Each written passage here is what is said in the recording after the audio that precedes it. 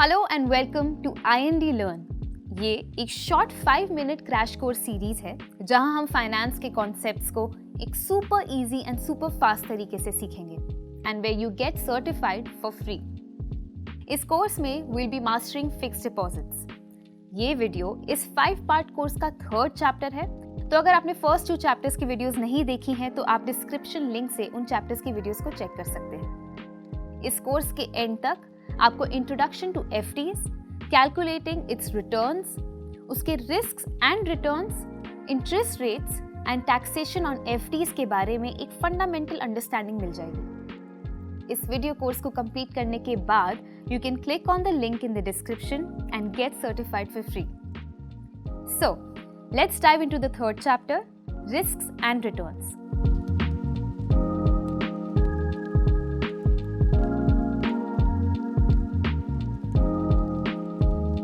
Fixed deposits यानी FDs बहुत ही popular investment option है, लेकिन पैसे इन्वेस्ट करने से पहले आपको ये पता होना चाहिए कि मार्केट में किस तरह की FDs अवेलेबल हैं और सबके रिस्क्स एंड रिटर्न्स आपके लिए सूटेबल हैं या नहीं। सबसे पहले है स्टैंडर्ड टर्म डिपॉजिट्स। इसमें आप एक फिक्स्ड पीरियड के लिए पैसे इन्वेस्ट करते हैं और उस पीरियड के लिए एक फिक्स्ड इंटरेस्ट रेट मिलता है। इसका टेन्योर 7 दिन से लेकर 10 साल तक का हो सकता है। इंटरेस्ट रेट इन्वेस्टमेंट के ड्यूरेशन और फाइनेंशियल इंस्टीट्यूशन के ऊपर डिपेंड करता है। Second is senior citizen fixed deposits, जिसमें 60 साल से ज्यादा उम्र वाले लोगों को बैंक्स और NBFCs 25 to 50 basis points that is 0.25 to 0.50% ज्यादा इंटरेस्ट रेट देते हैं। इसमें एक एडिशनल टैक्स बेनिफिट भी मिलता है। सीनियर सिटीजन FDs के इंटरेस्ट के ऊपर TDS टैक्स तब तक नहीं लगता जब तक उनकी interest income is not higher than 50,000 rupees, और यही limit is 40,000 rupees for non senior citizens.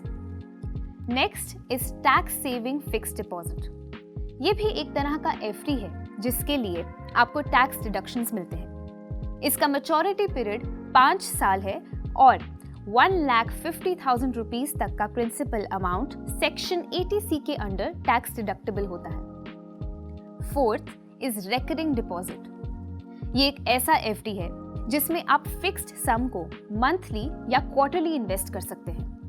Interest rate fixed होता है और मैच्योरिटी पीरियड के एंड में आप अपना प्रिंसिपल अमाउंट और इंटरेस्ट प्रोपोर्शनेटली रिसीव करते हैं। Next is flexi fixed deposit. This FD is linked to your savings account.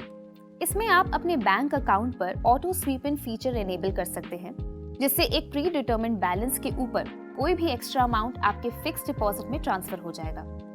अगर आपका बैलेंस 20,000 रुपीज से ज्यादा है तो एक्सेस अमाउंट FD में ट्रांसफर हो जाएगा, और अगर आपका बैलेंस कम हो जाता है तो बैंक आपके FD से पैसा लिक्विडेट करके बैलेंस मेंटेन कर लेगा। इससे आपको लिक्विडिटी और इन्वेस्टमेंट दोनों का ही बेनिफिट मिलता है। 6th is fixed deposit for non resident Indians. इसमें NRE FDs and NRO FDs available होते हैं। NRE FDs वाले सिटीजन्स जो फॉरेन करेंसी में इनकम कमाते हैं उनके लिए सूटेबल है। इसमें सबसे ज्यादा एडवांटेज ये है कि प्रिंसिपल अमाउंट और इंटरेस्ट दोनों टैक्स फ्री है। NRO FDs में इंडियन और फॉरेन करेंसी दोनों में डिपॉजिट किया जा सकता है और इसका टैक्स 30% पर एनम होता है। Next type of FD that will be discussing is corporate fixed deposit. कुछ कंपनीज और कॉर्पोरेट एंटिटीज भी फिक्स्ड डिपॉजिट्स ऑफर करती है। इसमें बैंक और NBFC से ज्यादा इंटरेस्ट रेट मिलता है, लेकिन इसमें रिस्क भी ज्यादा होता है। कॉर्पोरेट FDs में इंश्योरेंस नहीं होता है, तो अगर कंपनीज बैंकरप्ट हो जाती हैं तो आप अपना पैसा रिकवर नहीं कर सकते हैं। पर जो हमने अभी बात करी है about FD not being insured in the case of a corporate FD, इसका मतलब एग्जैक्टली होता क्या है? So in case a bank defaults और गोज बैंकरप्ट तो क्या होता है, ये भी जानना बहुत इंपॉर्टेंट है। हर एक डिपॉजिटर को deposit insurance and credit guarantee corporation that is DICGC के द्वारा मैक्सिमम 5 लाख रुपीस का इंश्योरेंस कवर मिलता है, दोनों प्रिंसिपल और इंटरेस्ट अमाउंट के लिए। अगर आपके पास कई सारे बैंक्स में अलग अलग FDs हैं तो आपको हर एक बैंक के लिए अलग अलग इंश्योरेंस कवर मिलता है। जैसे मान लीजिए अगर आपका अकाउंट प्रिंसिपल अमाउंट 4,95,000 रुपीज और अक्रूड इंटरेस्ट 4,000 है, तो DICGC आपको 4,99,000 रुपीज का इंश्योरेंस कवर देगी। अब अगर हम रिस्क की बात कर ही रहे हैं तो ये भी इम्पोर्टेंट है कि हम FD को दूसरे इंस्ट्रूमेंट्स के साथ भी कंपेयर करें। तो सबसे पहले बात करते हैं फिक्स्ड डिपॉजिट्स और स्टॉक्स के बारे में। फिक्स्ड डिपॉजिट्स में रिस्क कम होता है as compare to stocks. Stock markets काफी फ्लक्चुएट करते हैं, इसलिए मॉनेटरी रिस्क्स भी हाई होते हैं। स्टॉक इन्वेस्टमेंट से आपको हाई प्रॉफिट मार्जिन्स मिल सकते हैं, बट लॉसेस के रिस्क भी हाई होते हैं। FDs में फिक्स्ड टेन्योर होता है, लेकिन आप मैच्योरिटी से पहले भी अमाउंट विड्रॉ कर सकते हैं। लेकिन स्टॉक्स में आप किसी भी पॉइंट पर सेल कर सकते हैं, लेकिन प्रिंसिपल अमाउंट का लॉस होने का रिस्क भी है। तो फिक्स्ड डिपॉजिट्स में इन्वेस्ट करना हमेशा सेफर चॉइस होता है, क्योंकि आपको अश्योर्ड रिटर्न्स मिलते हैं। To know more about stocks, you must head to the link in the description for our chapter Basics of Stocks and know more about it in detail. अब हम अगर FDs को डेट म्यूचुअल फंड से compare करें तो situation थोड़ी different होगी। अब डेट म्यूचुअल फंड्स एक ऐसा म्यूचुअल फंड है जो एसेट मैनेजमेंट कंपनी यानी AMC मैनेज करता है। तो आप डेट फंड्स में इन्वेस्ट करते हैं तो आपका पैसा private companies, PSUs, government bonds etcetera के डेट पेपर्स में इन्वेस्ट होता है।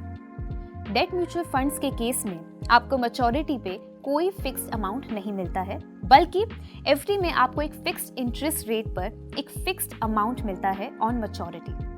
और वहीं काफी डेट म्यूचुअल फंड्स की तो मैच्योरिटी डेट्स ही नहीं होती है, आप कभी भी एंटर और एग्जिट कर सकते हैं। इन डिफरेंसेस के अलावा मेजर डिफरेंस है टैक्स का।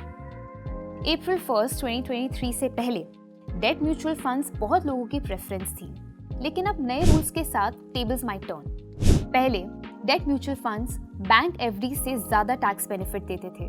लॉन्ग टर्म कैपिटल गेन्स पे 20% टैक्स विद इंडेक्सेशन बेनिफिट मिलता था, जबकि बैंक FDs के इंटरेस्ट पे इंडिविजुअल का इनकम टैक्स रेट एप्लीकेबल होता था।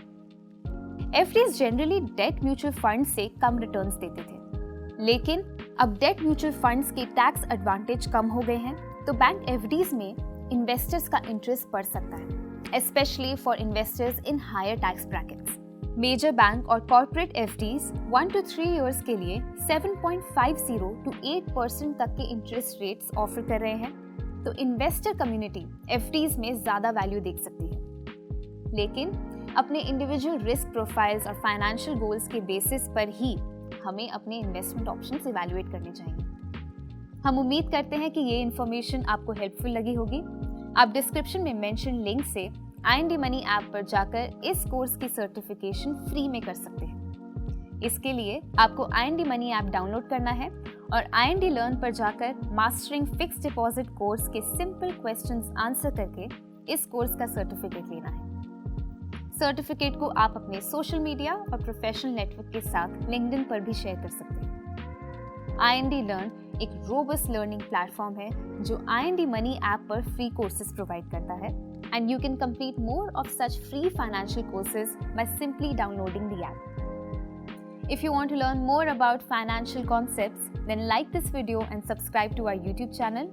Thank you for watching. Stay tuned for the next chapter where we learn about FDs, risks and returns.